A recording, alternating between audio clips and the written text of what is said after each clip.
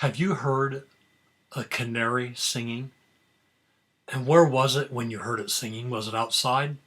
I suppose there might be a chance of that, but I'm guessing that it's more likely that you heard it indoors because it was in a cage. Are canaries supposed to be caged? Well, whether there's a debate there or not, I don't want to get into that. My point is, they were made to fly, to go wherever they wanted to go, whenever they wanted to go. But someone captured it and put it in a cage for the delight of the owner. And the canary did not complain about it, but it used its time, its energy, and its talents to cheer other people. What the canary did is it took the best of a horrible situation for which it was not responsible. Likewise, since mid-March 2020, you've had to stay home because of the COVID-19 pandemic that is spreading around the world.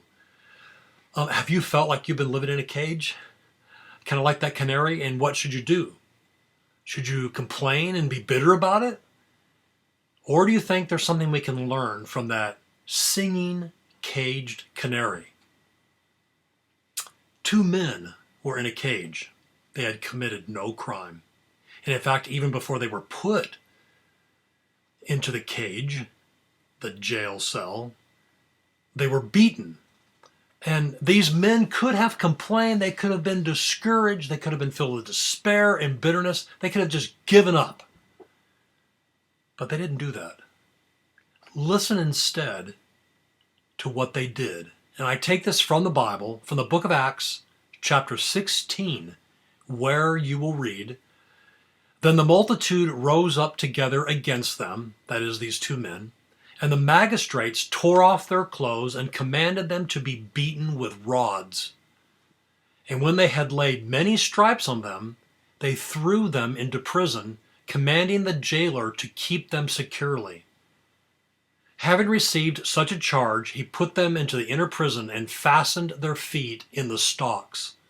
But at midnight, Paul and Silas were praying and singing hymns to God, and the prisoners were listening to them.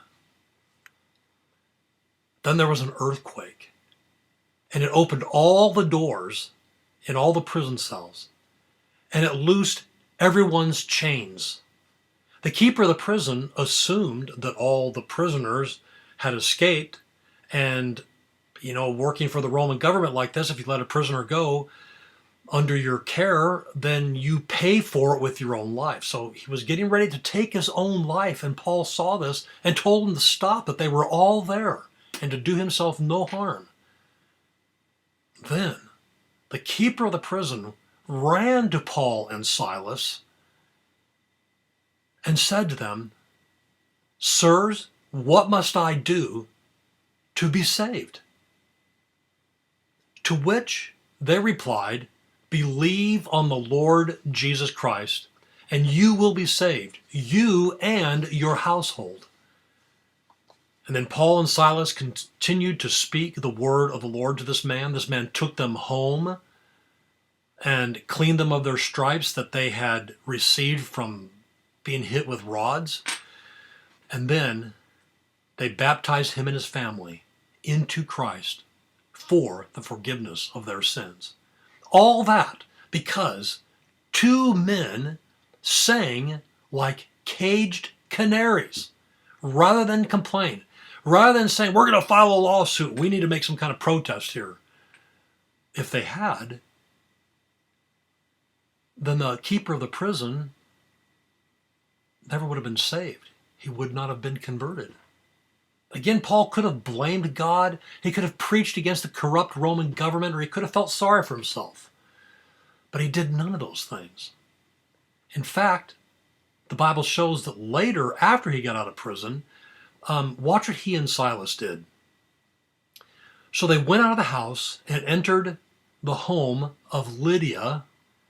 She was a woman who had been converted earlier in the city of Philippi. And when they had seen the brethren, they encouraged them and departed. Paul and Silas, when they got out of prison, went to the church that they had already established there in Philippi and encouraged the members of the church. Shouldn't it be the members of the church encouraging them? And I'm sure that there was probably some of it, but most of it was coming from Paul and Silas, the preachers, to the congregation. That's why Luke made that point. So Paul had not become bitter or self-centered, but he continued to minister to others, just like Jesus did from the cross.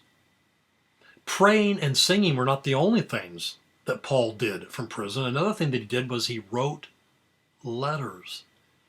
He was in prison more than once. When he was in a Roman prison cell, he wrote to the church of Philippi, and we call it the book of Philippians, and he wrote some other letters as well. So here is a man who, rather than letting it get him down, or rather than complaining because of his situation, he just used it for the best things that he could. Now, there is little doubt that Europeans planted Christianity in America. Christianity was in Europe for over 1,400 years before it came to the shores of the United States.